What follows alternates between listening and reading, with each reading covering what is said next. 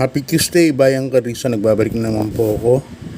Si Kida Bata para magbigay po ngayon ng tip, no? Ng Orgia. Ngayong araw ng Martes. Group based on time day. Yan. Tawagin na natin ng every Tuesday ng GBT day, no? Kasi puro group based on time ang nilalatag na programa sa inyo sa araw ng Martes at maximum of 4 races lang, 4 runners, 7 races. Pero kanina nakita ko yung kopya, last race, no, ginawa lang 6. So hindi pa natin alam kung official na yun, pero I think official na kasi kinasama sa bolahan yun. At like nga nang sinabi ko nung nakaraang linggo Martes, 15,000 plus pa binigay, no? May mga second choice, first choice ang mga nanalo, pero nagbigay ng 15,000 plus sa take all. So masarap din sugalan, masarap din tayaan kasi kukunti nga lang. Then yun, recap tayo, no? Nung araw ng Sabado nagkaroon ng issue sa inquiry regarding kay Still Somehow na pagka-disqualified na Lamado, no, against dun sa number 4 na si Amazing. Ang dami pong nabigla, bakit po ganun ang nangyari, na relegate sa segundo Still Somehow. Pero kung makikita nyo sa slow mo, talagang naiwan po yung 4, si Amazing. Natamaan lang po ni Still Somehow pero parang manipis lang. I think, tingin ko hindi naman ganun kaano yun, no, para mabago po yung decision na yun.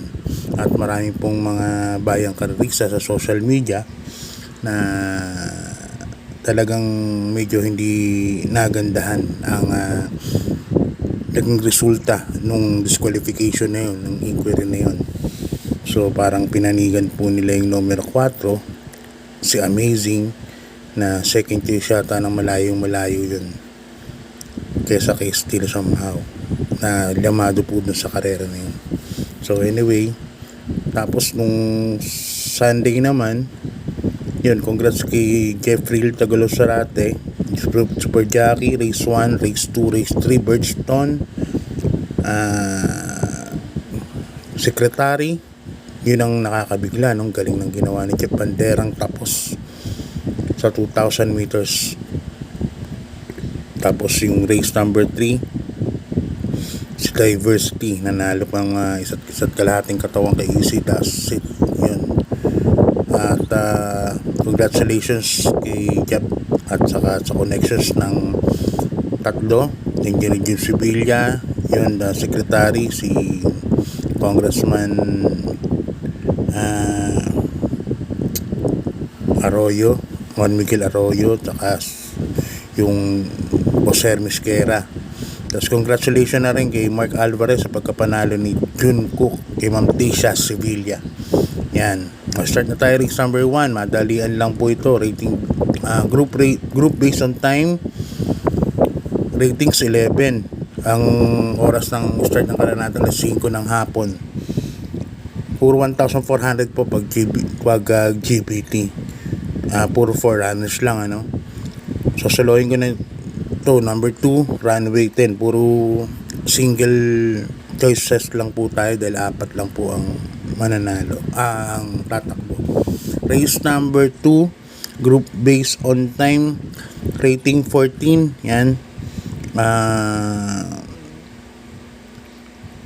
Pipili ako numero 2, Dreams of the World, sa akin ni Jackie Pati Ramos Dilema.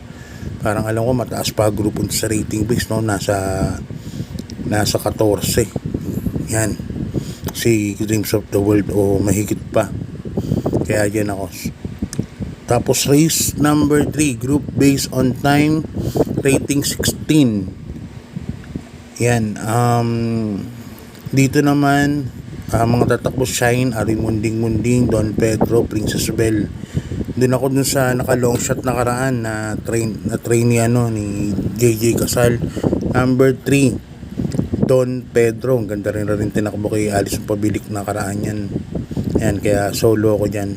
medyo yan, didiinan ko ng konti yan. Number 3, Don Pedro. Okay, lipan tayo sa race number 4, Bayang Carista, group based on time, ratings 20.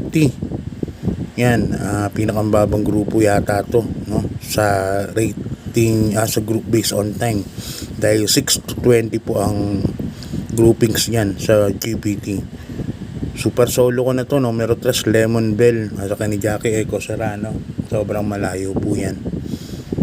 Race number 5, Bayang Carista, group based on time, rating 19 yan.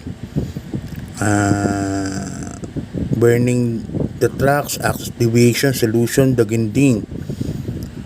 Pipili ako numero 2, Access Deviation. Tingin ko medyo lamang din pa rin po yan. Sige, Access Deviation. Kahit hindi pa masyadong batak, pero mas mainam yan sa mga kalaban. Lipat tayo sa race number 6, Bayang Carista, group based on time 15. Rating 50 naman to. Dito solo pick ko numero 1, Animo Lasal, sa kanya Jackie Jeff Bakaykay. Si Animo Lasal nakaraan nagpakita na ng maganda yan, tercero po yan.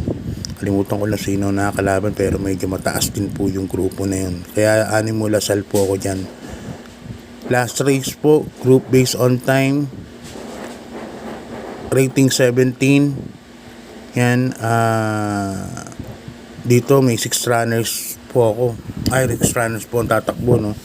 Hindi ko alam, hindi ako sure kung talagang 6 runners siya, no? First case ko, numero 5, Heart of Steel.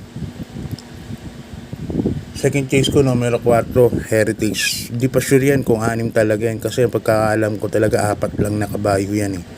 Kung just in case lang na magkaroon ng mawawala yung numero 5 sa 6 dito, Heart of Steel sa Bossa Nova. Pero anyway, nandito yung kopya, no? Kopya to galing sa MMTCI handicapping. So tignan na lang po natin bukas kung may pagbabago. So yan, good luck po, God bless po sa inyo, at maraming po salamat sa suporta.